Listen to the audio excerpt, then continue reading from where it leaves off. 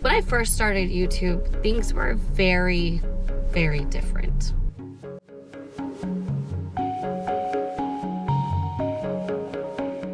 I started YouTube back in the era of daily vlogs, of day in the lives, routine videos, hauls, so much of a simpler time.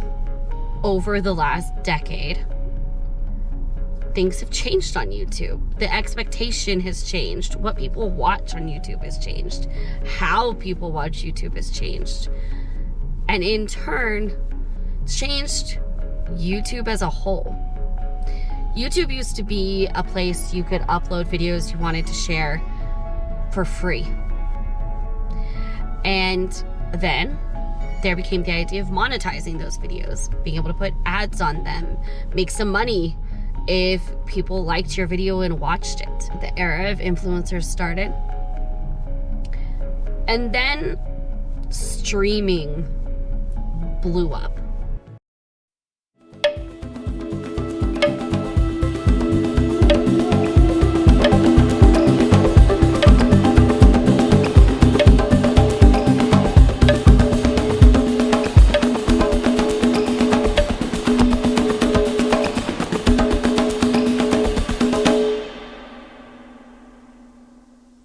No longer were people going to the movies to see things. No longer watching the normal average cable network TV shows and the latest movie series put out by one of the large studios. That's all changed. YouTube now is like the #1 way people watch things. It's the #1 streaming platform. The most frequently, commonly used, above all of them, even Netflix. But that's changed YouTube as a whole. It's changed what content people expect. It's changed what content people make because of what content people are expecting. It's changed the way people use YouTube in general. And for that reason, it's caused a lot of my own identity crisis with my YouTube channel. It's caused a lot of up and down with me being consistent with my own channel and uploading, because I just didn't know what to make anymore. The videos I was making kind of didn't seem to line up with what YouTube even was anymore. And I had no idea what to do about that.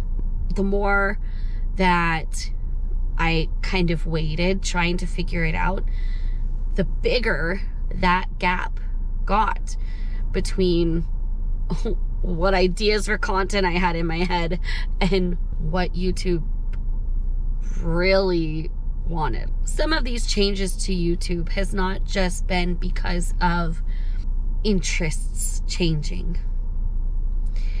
It's fundamentally from changes in how we even consume and watch content. The bulk of content people consume, they're consuming on a mobile device. So everything's made for that. Content that is really made for a long form platform like a podcast for Spotify also has to create short form videos and content, grab clips, create little pieces of it to share, and in vertical format for Instagram or TikTok in order to catch the audience. Now, interestingly, as I've learned more, as I've done more research, as I've delved into, for lack of a better term, the industry, it's not just a YouTube change. It's a societal change. We changed how we were watching things. We changed what we were watching. No longer were we going to the movie theaters as much just to watch a movie. It had to be a very specific, particular movie to get us to go to a theater for it. And that's the case right now. That's what the industry is trying to respond to. I think the balance between these two can be found.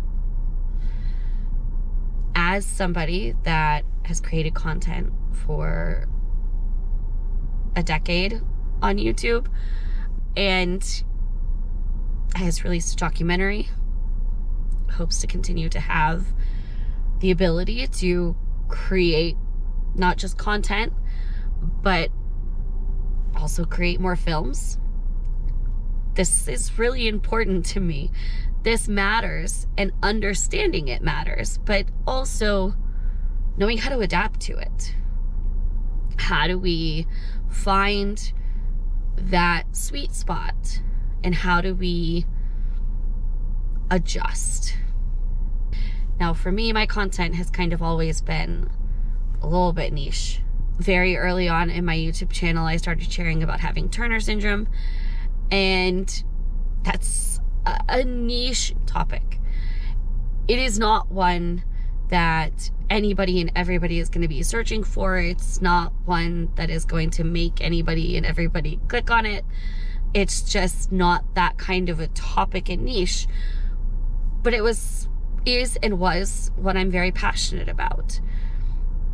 And at first, I tried to fight the changes that were happening that made that even harder. Now, I just want to figure out how to adjust. I love making content. I love making videos. I love filmmaking and I love films, and I want to continue that. And especially in starting my production company and hoping to grow it and wanting to make more films, I want to take the time to really understand these dynamics and find out what that balance is. So all of this to say, if you've noticed these changes, you're not alone. They're very real changes. If it feels harder to get content noticed, it's because it is. If it feels like it takes more work to play the games of the algorithm, to have something gain traction, to have something gain attention, it's because it does take more work now. It takes more intentionality. It takes knowing these algorithms and these systems and what they're going to be looking for. For me, that means relearning what my niche and content actually is going to look like moving forward. That also means learning how to apply these types of changes to film releases and making films. What does that even look like for the future? And these aren't simple answers. This isn't a simple process, but I wanted to share this for anybody else that is in the same position, of wanting to make content, of wanting to continue, but feeling a little unsure of how. I've called it my YouTube identity crisis because that's exactly what it felt like. Not being totally sure who I even was on my YouTube channel anymore, like what I wanted to do, what I wanted it to look like, if I could even continue doing the type of content I was, because YouTube has changed so much, and wanting desperately to get back to it, but not knowing how. I want to encourage you not to give up on trying. It can be hard. It can feel really discouraging. And I understand feeling stuck. But as both a lover and creator of content and films, I think we need more. Not just more, but we need more good content, more good films being made. Not just for the sake of making it, not just for any monetary gain or notoriety, but for the sake of creating and creativity. Storytelling. and sharing our stories. And I don't want that to go away. I don't want storytelling to become 5-second clips on TikTok.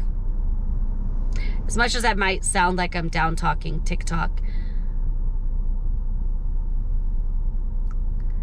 I think there's something valuable to bigger stories. And I think there's room and a balance for both.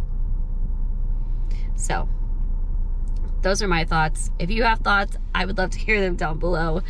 And again, I encourage you, if you are a creator, if you're a filmmaker, don't let this stop you. Don't give up. Keep doing the work of trying to adjust and adapt and figure all of this out. Even if it's hard, because it's worth it.